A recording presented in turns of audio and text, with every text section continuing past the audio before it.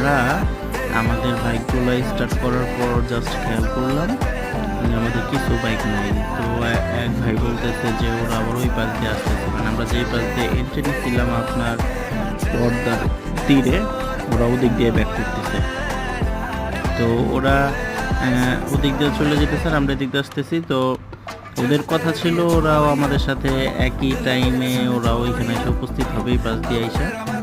তো এখন পর্যন্ত ওরা আসে নাই, এর জন্য আমরা একটু জাস্ট ওয়েট করতেছি যেন আমাদের বাকি বাইকগুলো আসলে আমরা একসাথে আবার আগায় যেতে পারি। কারণ আমরা মানে এই পদ্মার এইখান থেকে আবার মানে দেখা যাইতেছে অনেকটা লম্বা রাস্তা, তো এইখান থেকে একসাথে রওনা না দিলে আবার মানে গ্রুপটা এলোমেলো হয়ে যাবে। যার জন্য ওদের জন্য একটু ওয়েট করতেছি যে ওরা আসুক, আমরা একবার এইখানটা একবার স্টার্ট করবো, একসাথে যাইতে থাকবো।